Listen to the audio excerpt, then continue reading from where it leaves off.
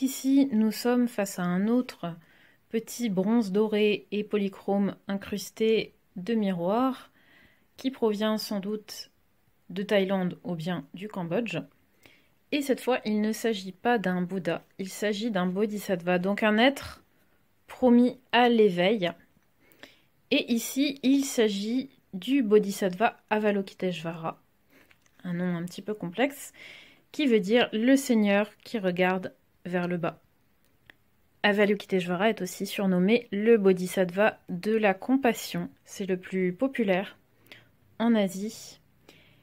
Et c'est un Bodhisattva qui a fait le vœu de ne pas devenir Bouddha, donc de ne pas atteindre l'état de Bouddha à l'éveil avant que tous les êtres sur Terre n'aient atteint l'éveil eux-mêmes. Il était très ambitieux.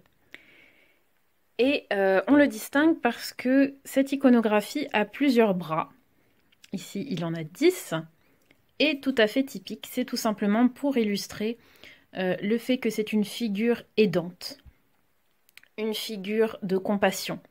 Donc on va illustrer cet aspect tout simplement par le nombre de ses bras. Alors il faut savoir que le fait de donner plusieurs bras à une divinité, c'est quelque chose qui provient de l'hindouisme, qui est une religion indienne qui a précédé le bouddhisme et qui a influencé son iconographie.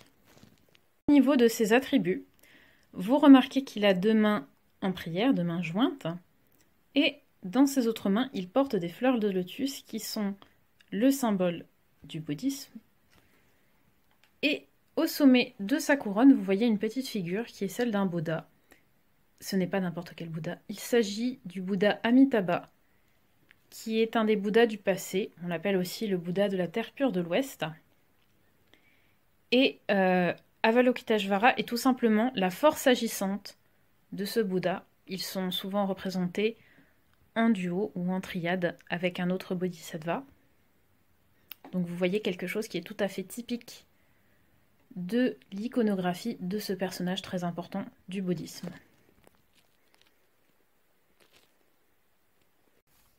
Avalokiteshvara est le bodhisattva le plus populaire en Asie, en particulier en Chine et au Japon, mais également dans les pays de l'Asie du Sud-Est, à tel point qu'on va le retrouver sous diverses formes. En Chine, il prend le nom de Kuan Yin.